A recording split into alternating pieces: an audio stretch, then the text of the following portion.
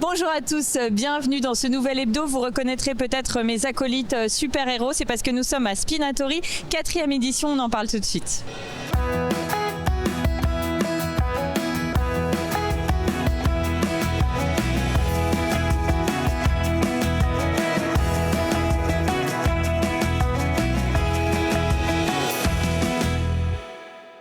Nous sommes donc à la convention Spinatori. Je suis accompagnée d'Antoine Thomasin. Bonjour. Bonjour. Je rappelle que vous êtes organisateur de cet événement. Alors d'abord, rappelez-nous un petit peu le concept finalement.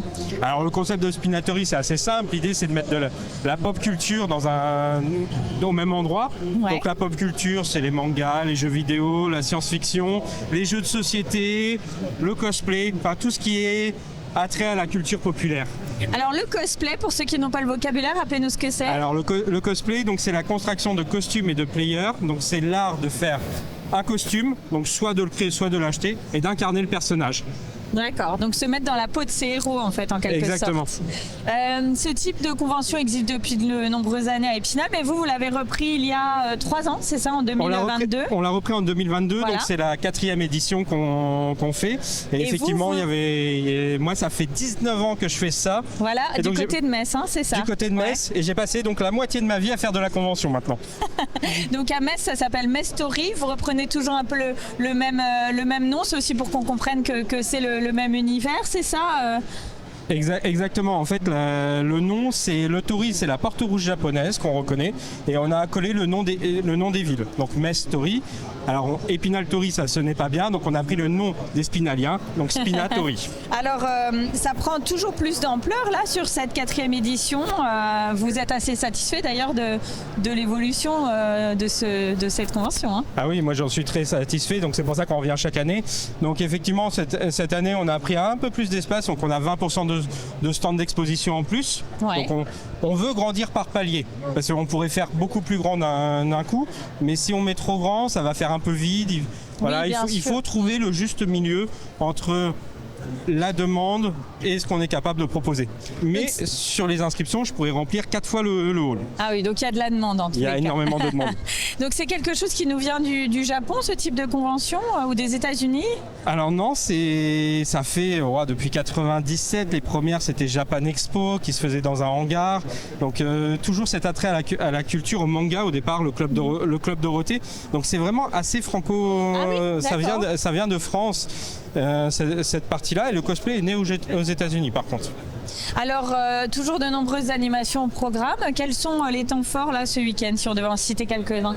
Alors c'est une très très grosse sélection, donc il y a énormément de choses qui sont faites de très bonne qualité. Il y a les boutiques, et après on a toutes nos animations, et puis aussi les invités. Donc à savoir Thomas Cousseau qui joue Lancelot dans Kaamelott, Bruno Meyer qui est un comédien de doublage qui a fait énormément de voix, et donc notamment la voix française de Livaï dans l'Attaque des Titans. D'accord. On a Carole Bayen qui est belge et qui nous fait la voix de Naruto, entre autres, de Donna Noble aussi dans Doctor Who. Donc voilà, ces invités qu'on va pouvoir rencontrer. On a le jury cosplay avec la gagnante de la Coupe de France de cosplay aussi, ouais, qui est présent. Et puis cette année, on a voulu mettre un petit peu de piment dans ce qu'on voulait proposer en proposant des voitures. Donc, la fameuse voiture de Ghostbusters qu'on va découvrir aussi la voiture de en 3e partie d'émission. Et la voiture de Supernatural. Voilà. Donc finalement, toujours plus varié, avec des invités de marques toujours plus connus, entre guillemets, au fur et à mesure que la convention prend de l'ampleur. J'imagine qu'à Metz, ça a déjà pris pas mal, hein. À Metz, c'est autrement. On n'est pas sur les mêmes niveaux. Dimension, voilà, bien sûr, on est sur ouais. 25 000 m². Maintenant, sur Metz, on a des invités qui sont un peu plus, mais le principe reste le même. L'idée, c'est de trouver une bonne ambiance, quelque chose de qualité, de passer un bon moment sur le week-end, mais c'est simplement plus grand. Voilà. Et puis, c'est peut-être complémentaire, les gens se déplacent, hein, ils viennent de loin parfois pour ce genre d'événement. Ah oui, on a des personnes qui viennent de l'étranger, donc on est en train de faire traduire notre site internet en anglais et en allemand. Ouais. C'est important. De toute façon, les statistiques, on voit d'où les gens viennent. On a du local, beaucoup de local parce que c'est une offre locale. Mais on a aussi des gens qui vont venir du sud de la France, du nord de la France, de l'Est, de l'Ouest, partout. Et puis finalement, le public, c'est assez transgénérationnel. Alors il y a beaucoup de jeunes, mais il y a aussi des personnes plus âgées qui en profitent un peu pour retomber dans les mangas et les dessins animés de leur enfance. Alors en fait, on est sur 3 générations. Ouais. Les enfants, les parents et les grands-parents qui accompagnent les enfants et qui restent. Souvent, c'est les grands-parents qui restent le plus longtemps parce qu'ils sont bien là. Ça réveille quelque chose en eux. Voilà, ils retrouvent tout cet côté nostalgique qu'on avait à l'époque. Et c'est ça qui est intéressant dans la convention, c'est qu'on a un côté nostalgique et qu'on est sur du transgénérationnel, de l'intergénérationnel et surtout sur une bonne ambiance. C'est surtout ça le principe. Très bien, merci Antoine Thomassin d'avoir répondu à nos questions. On fait une première pause dans cette émission. Vous parliez de cosplay tout à l'heure et on a une championne dans les Vosges. Pour ça, on est allé la rencontrer. Regardez, c'est un reportage tiré de nos archives. Merci. Merci.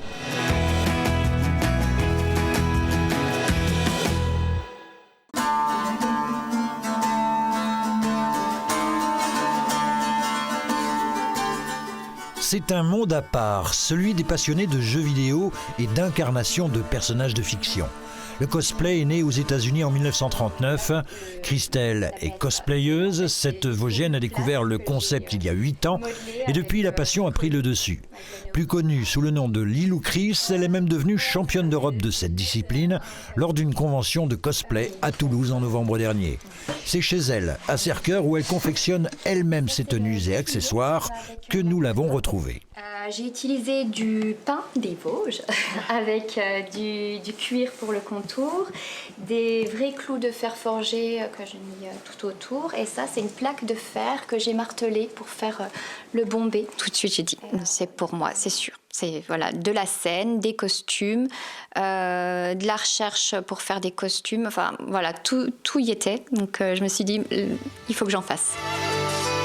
De nature plutôt timide, sa personnalité, une fois le costume revêtu, change du tout au tout. Christelle vit littéralement les différents rôles qu'elle veut interpréter. Mais c'est le costume qui, au final, fait la différence dans le choix de son interprétation.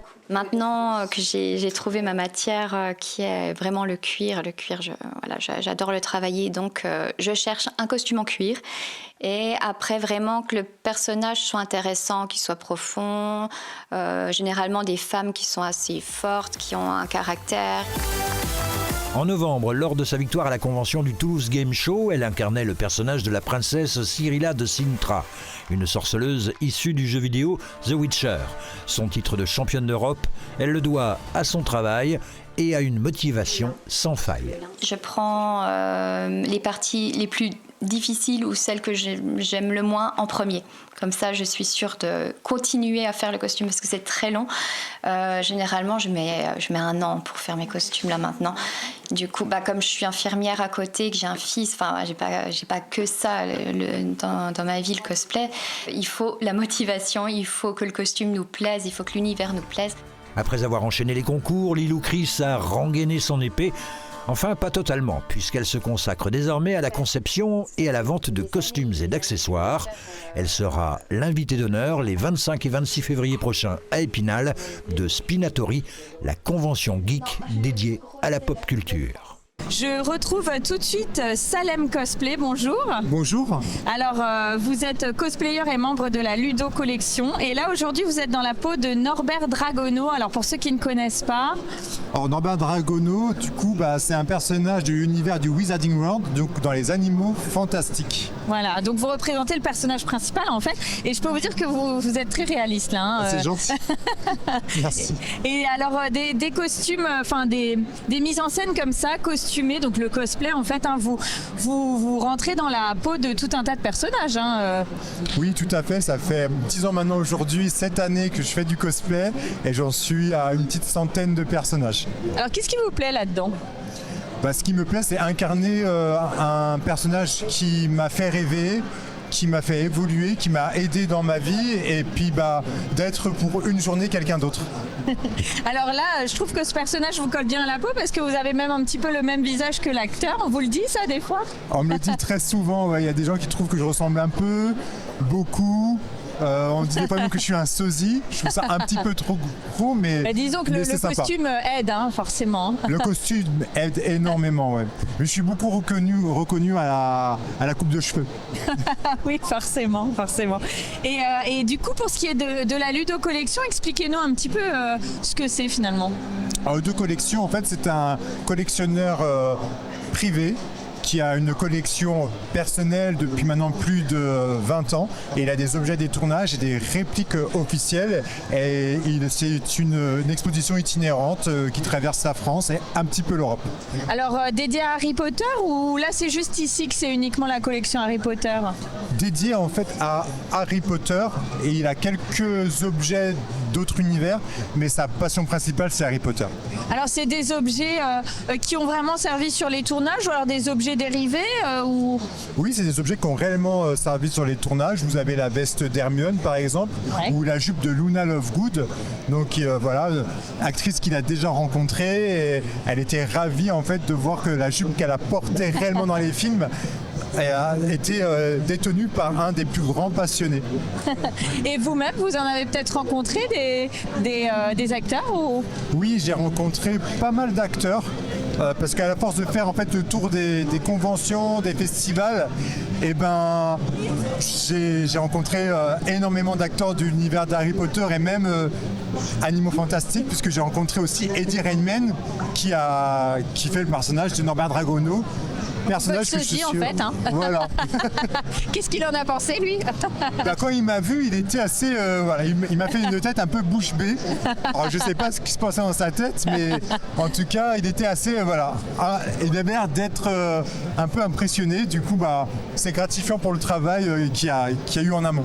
Oui, parce que les costumes, c'est quelque chose que vous faites vous-même, que vous travaillez vous-même.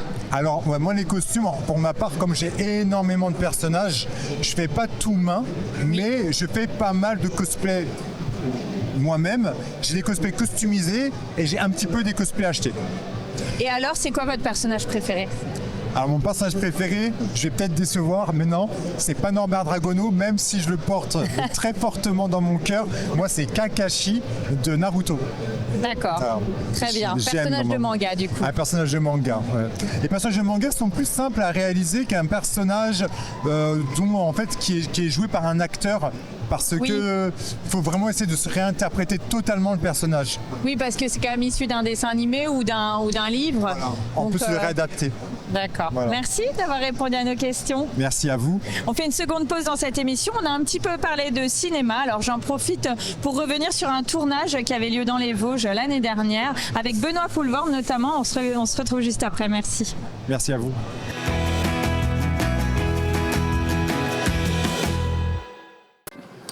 Oh, bonjour TV Vosges, c'est TV Vosges? C'est Vosges Télévision, oui. Ah, je connais. Je suis souvent devant TV Vosges. À quoi pensez-vous, M. Boulevard? À la prise, à ce que je veux devoir faire. C'est jamais facile, c'est un métier extrêmement dur. Ah, ce n'est pas toujours facile la vie d'un acteur, surtout lorsque notre équipe de télévision se greffe sur un tournage de long métrage, comme c'était le cas ce lundi au château de Villers, à Nosoncourt, à l'ouest de Rambervillers, avec La Bonne Étoile, 4e film de l'acteur et réalisateur Pascal Elbé. Une comédie dramatique pleine d'émotions avec à l'affiche notamment Zabou Breitman, Benoît Poulvord et Audrey Lamy, à qui on a demandé de nous faire un petit résumé. Benoît Poulvord qui déserte la guerre, on est en Seconde Guerre mondiale, il déserte la guerre parce qu'il a trop peur, parce qu'il est lâche. Et il se dit, tiens, j'ai une idée, si on se faisait passer pour des juifs pendant cette guerre, parce que ces juifs vont s'en sortir et je suis sûr que ça va nous porter bonheur. C'est un très bon plan. On se dit, je suis pas sûr que ce soit la meilleure idée du monde. C'est très bien, Zaza, maintenant fais un décrochage, tu viens vers nous, tu viens vers Chevalin. Un sujet qui ne peut que résonner avec l'actualité du moment, ne serait-ce qu'avec le titre. La Bonne Étoile en 1940, elle était difficile à trouver. Et j'allais vous dire que si on fait un saut dans le temps, elle est tout aussi difficile à trouver aujourd'hui. Et c'est pour ça que c'est bien de faire ce film, je pense. Sans doute une des meilleures réponses au chaos ambiant. Finalement, c'est de raconter ce genre d'histoire qui parle de mémoire, de transmission et surtout de notre histoire. Le scénario est tellement extraordinaire, c'est tellement compliqué d'aller faire une comédie, mais très très délicate, avec des moments qui sont là. On a tourné une scène, on n'est pas mort de rire, et pourtant des choses extrêmement drôles dedans. Des moments drôles, il ne pouvait en être autrement avec le comédien et humoriste belge Benoît Poulvord, très joueur devant la caméra. Tu ne filmes pas mon nez de trop près, toi, parce que je vois que t'es une petite bulle. Quoi? Bon, on réessayera un peu plus tard. Ce tournage de La Bonne Étoile a débuté le 5 juin dernier, après Plombières-les-Bains et Rambervillers, et avant la Vosges-les-Bains. Cette quarantaine de techniciens, comédiens professionnels et figurants s'est donc installée dans ce château de Villers, détruit une première fois par l'artillerie française durant la Grande Guerre, reconstruit puis de nouveau gravement endommagé durant le Second Conflit mondial. Un état-major allemand y a réellement cantonné. Quoi de plus normal alors que de faire appel à des véhicules d'époque?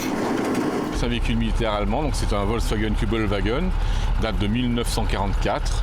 On l'entretient pour le mieux qu'on peut. Bon, c'est des véhicules qu'il faut surveiller de près si on veut qu'il fonctionne bien, donc on est régulièrement en train de s'en occuper. Voilà. Bon, allez, monsieur Poulvorde, on la retente cette interview. Qu'avez-vous pensé de l'accueil vosgien? Ça faisait longtemps que je n'étais pas venu. Mais tourner, j'y avais jamais tourné, non. Et par contre, je m'y amuse bien. Les gens sont très très gentils. Très hospitaliers. Par contre, ça boit beaucoup ici. Non, c'est pas gênant. Non, moi ça ne m'a jamais gêné, mais je vous le dis quand même.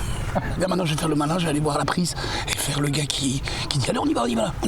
Bon tournage. Merci les gars. C'est vrai qu'on n'avait pas toute la journée. Le tournage dans les Vosges de La Bonne Étoile s'achèvera le 25 juillet prochain pour une sortie en salle mi-2025.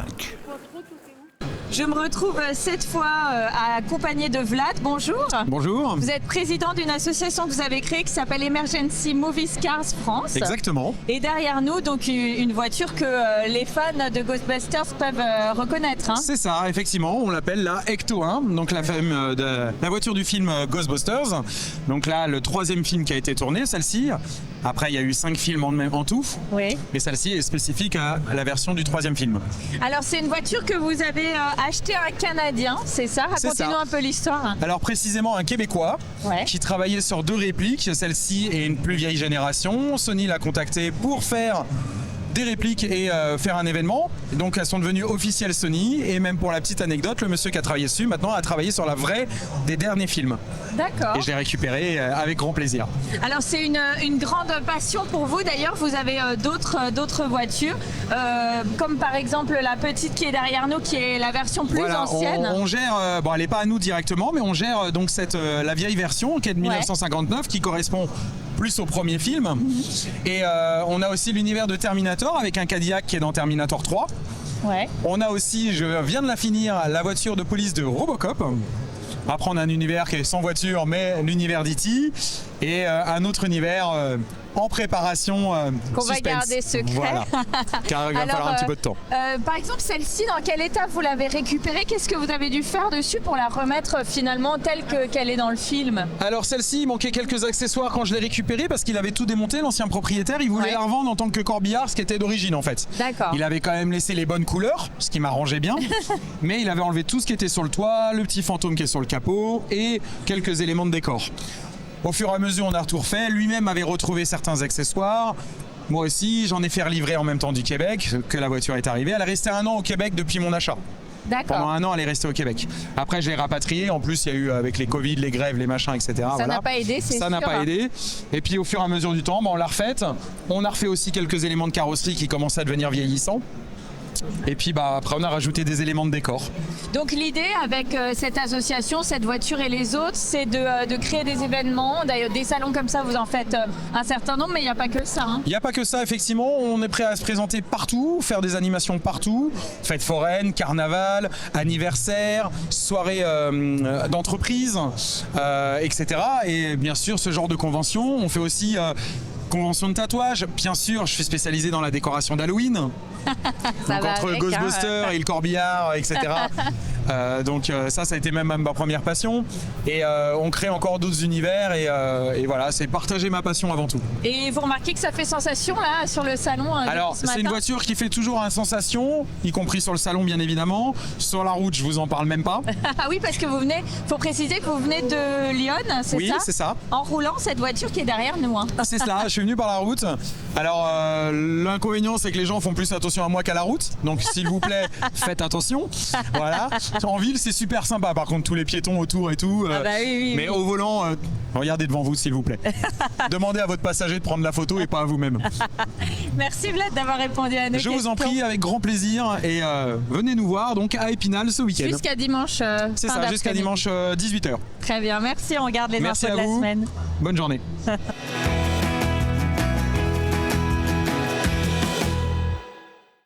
À Thaon-les-Vosges, la rue de l'Écluse numéro 21 a fini de faire peau neuve après 8 mois de travaux et un faux départ en 2020 lié à la crise sanitaire puis à des problèmes administratifs. L'unique voie d'accès pour les véhicules motorisés au domaine des lacs, dont la fréquentation peut atteindre 1500 personnes par jour en période estivale, a vu sa chaussée élargie, la commune prenant à sa charge les nouvelles clôtures pour les riverains comme c'est l'usage, avec la création d'un trottoir sécurisé et d'une piste cyclable. En comprenant l'enfouissement des réseaux secs et la nouvelle voirie, le coût de l'opération s'élève à 447 000 € TTC, financé par la ville, avec la participation de la communauté d'agglomération d'Épinal qui a la compétence en matière de gestion des eaux pluviales, dont une grande partie sera canalisée vers 2 bassins de rétention afin de privilégier l'infiltration dans les sols et de diminuer la charge du réseau d'assainissement.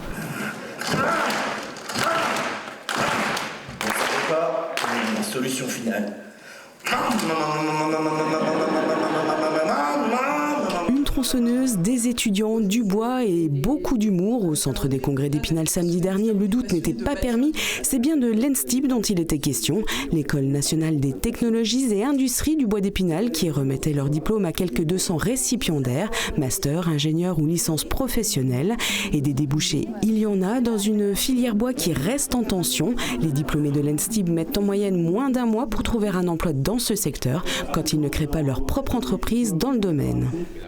Une idée de génie pour Épinal. La Cité des Images propose pour la 3e édition aux habitants de plus de 10 ans de déposer leur projet qui pourrait ainsi être réalisé dans le cadre du budget participatif. Jusqu'au 1er mai, les idées pourront être envoyées soit via le site de la mairie, soit par papier, avant d'être étudiées techniquement et financièrement par les services et de faire l'objet d'un vote citoyen. Lors de la précédente édition, les habitants avaient retenu entre autres la création d'un pump track, d'un verger gourmand ou encore des séances de cinéma en plein air. Au total, 150 000 € seront consacrés à la réalisation des idées qui auront reçu le plus de voix.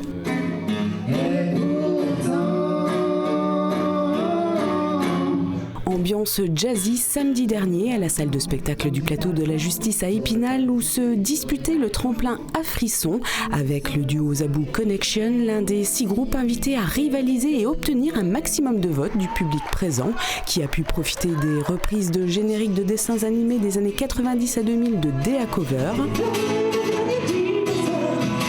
ou encore des textes du rappeur Benji.